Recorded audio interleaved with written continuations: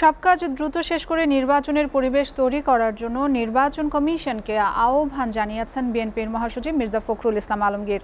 ডিসেম্বরের মধ্যে নির্বাচনের প্রস্তুতি শেষ করার নির্দেশ দেয় প্রধান উপদেষ্টাকে ধন্যবাদ জানিয়েছেন তিনি।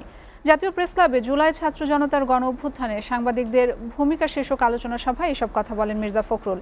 জানান, নির্বাচিত সরকার দেশ চালাবে, তাতে তার সঞ্জিতা প্রিয়র প্রতিবেদনে দেখুন বিস্তারিত। জাতীয় প্রেসক্লাবে জুলাই ছাত্র জনতার গণ অভ্যুত্থানে সাংবাদিকদের ভূমিকা শীর্ষক আলোচনা সভার আয়োজন করেছে বাংলাদেশ ফেডারেশন সাংবাদিক ইউনিয়ন। সেখানে বিগত 16 বছরে ফ্যাসিস্ট আমলে বাংলাদেশে অসংখ্য সাংবাদিক ও সংবাদকর্মী নানা ধরনের নির্যাতন ও হয়রানির বিষয়ে তুলে ধরা হয়।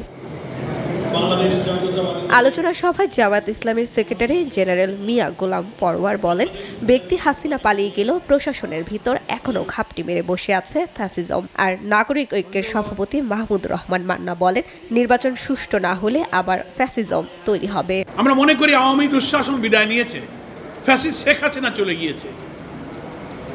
এখানে আমি মনে করি আত্মতৃপ্তির স্বস্তির কিছু নেই। নির্বাচন একটা হবে, সবাইকেই করতে হবে। যারা মনে করছেন যে এইভাবে নির্বাচন করা যাবে না, তারাও দেখবেন এইভাবে যদি নির্বাচন না করি তাহলে যেই অবস্থা আসবে, যেই ভাব তৈরি হবে, সেই ভাবের মধ্যে রাজনীতি করতে পারবেন না।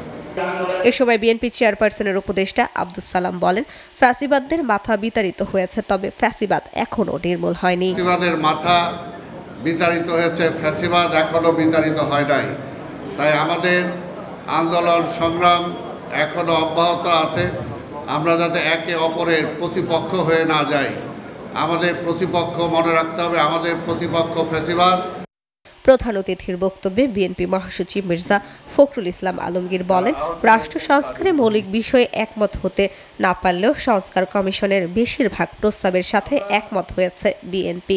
15টা বছর এখানে যারা আছেন তারা এবং রাজনৈতিক দলগুলো যারা স্বৈরাচারের বিরুদ্ধে আন্দোলন করেছে, তারা ভয়াবহভাবে একটা দানবীয় শাসনের যাতা করে নিষ্পৃষ্ট হয়েছে।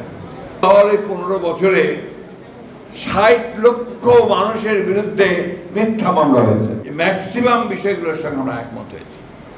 কতগুলো মৌলিক বিষয় আছে যে বিষয়গুলোকে আমরা বলেছি আমরা একটা হতে পারছি না, কিন্তু আমরা মনে করি এটা ভবিষ্যতে যে পার্লামেন্ট আসবে সেই পার্লামেন্টে ডিবেট করে সেই বিষয়গুলো চূড়ান্ত সিদ্ধান্ত নেওয়া যাবে।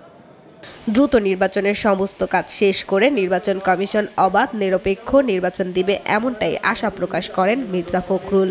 অবাধ নিরপেক্ষ এবং সকলের কাছে গ্রহণযোগ্য হয় সেই ধরনের একটা নির্বাচন যেন নির্বাচন কমিশন উপহার দিতে পারে। সঞ্জিতা প্রিয়, এসএ টিভি, ঢাকা।